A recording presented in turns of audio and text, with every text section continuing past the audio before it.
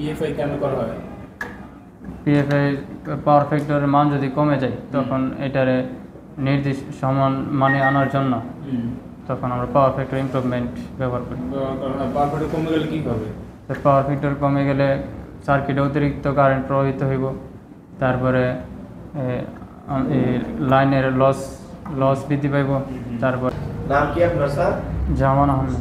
জামান আহমেদ না? দেশের বাড়ি কোথায়? নরসিংদী রায়পুরা। নরসিংদী রায়পুরা রায়পুরা না? কি কি শিখতে পারছেন বলেন দেখি। স্যার ইন্ডাস্ট্রিয়ালে ডল স্টার্টার, তারপরে reverse forward, star delta, reverse forward plus star delta, তারপরে substation, ST metering connection, CT PT connection, এইগুলো। এসটি মিটারিং কি কি থাকে বলেন দেখি। স্যার এসটি মিটারে সিটি থাকে, সিটি পিটি, তারপরে এমিটার ভোল্টমিটার। আচ্ছা, পিটি এর কাজ কি? পিটি এর কাজ হচ্ছে ভোল্টেজ পরিমাপ করা। ভোল্টেজ পরিমাপ করা নাকি উচ্চ ভোল্টেজকে নিম্ন ভোল্টেজে পরিণত করা? Potential transformer. হ্যাঁ, পটেনশিয়াল ট্রান্সফরমারের কাজ উচ্চ ভোল্টেজে নিম্ন ভোল্টেজে পরিণত করা। পিটি হিসেবে যেটা ব্যবহার করি সেটা করে মিটার যাতে ভোল্টেজটাকে মাপতে পারে সেই পরিমাণ ভোল্টেজ নিয়ে আসে নাকি? জি। আচ্ছা, পোল কয় ধরনের হয়? স্যার পোল 3 ধরনের। কি কি? স্যার কাঠের pole, concrete pole, steel pole. না? আচ্ছা, এই মোটরটার নাম? এটা 3 ফেজ ইন্ডাকশন মোটর। এটা ভিতরে কয়টা আছে? এটার ভিতরে 2টা কয়েল। 2টা কয়েল না?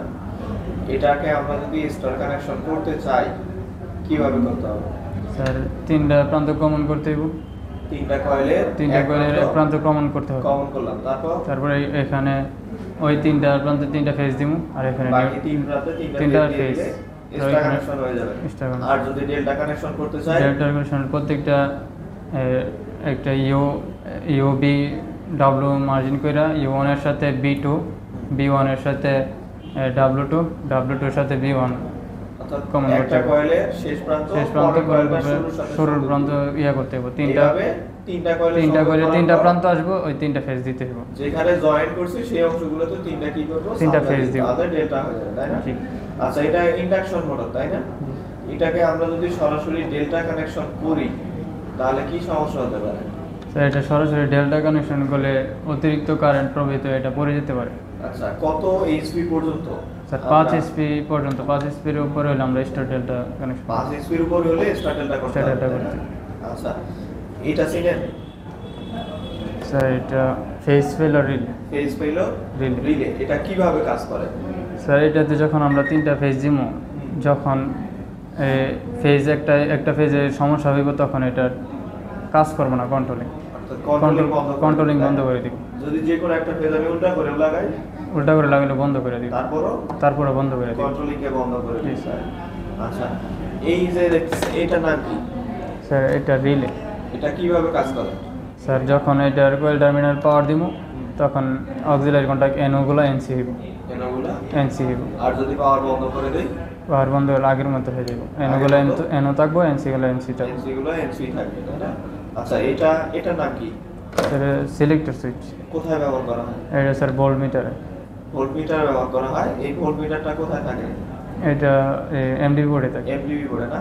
এমডিবি বোর্ডের মধ্যে কি কি থাকে? এমডিবি বোর্ডে এমিটার থাকে, ভোল্টমিটার থাকে, তারপর সিটি থাকে, তারপর বাসবার থাকে, তারপর এমসিবি থাকে। এমসিসিবি পর্যন্ত হয়ে থাকে।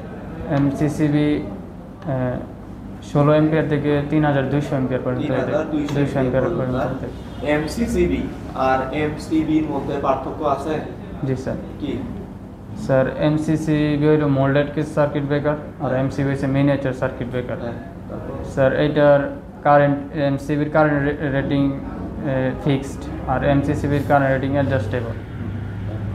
তারপরে এইটাও শর্ট সার্কিটের ওভারলোডে কাজ করে, ওইটাও শর্ট সার্কিটের ওভারলোডে কাজ করে।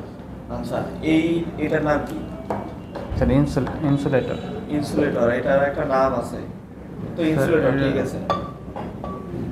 স্যার এটা পিন ইনসুলেটর। এই যে তাহলে এইটা কি ইনসুলেটর? স্যার এটা পিন ইনসুলেটর, আর এটা হচ্ছে ডিস্ক ইনসুলেটর। কোন তো ডাই ইনসুলেটর কথা বলা?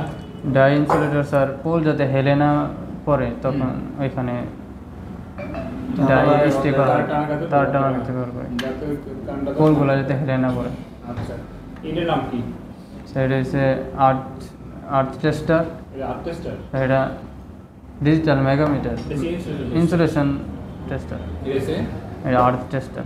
আর্থ টেস্টার কি কাজ করা হয়? সেটা আর্থিং পরিমাপ করা। বাসার আর্থিং থাকা উচিত একম এখন ইন্ডাস্ট্রিয়াল পাওয়ার মান কত থাকা উচিত? 0.8। ইএফআই কেন করা হয়? পিএফআই পাওয়ার ফ্যাক্টরের মান যদি কমে যায় তখন এটারে নির্দিষ্ট সমান মানে আনার জন্য তখন আমরা পাওয়ার ফ্যাক্টর ইমপ্রুভমেন্ট ব্যবহার করি। পাওয়ার ফ্যাক্টর কমে গেলে কি হবে? পাওয়ার ফ্যাক্টর কমে গেলে সার্কিটে অতিরিক্ত কারেন্ট প্রবাহিত হইব, তারপরে লাইনের লস বৃদ্ধি পাইব, তারপরে বিদ্যুৎ বিল বেশি আসবে, আমাদের জরিমানা গুনতে হতে পারে। আচ্ছা, আপনি বললেন তো যে মিটারে দিয়ে কারেন্ট পরিমাপ করা হয় ওই মিটারের নাম কি? যেই মিটার দিয়ে কারেন্ট পরিমাপ করে এটা এমিটার। যে মিটার দিয়ে ভোল্টেজ এবং কারেন্ট দুটোই পরিমাপ করার নাম কি? ভোল্টেজ এবং কারেন্ট দুটোটাই হ্যাঁ, মাল্টিমিটার।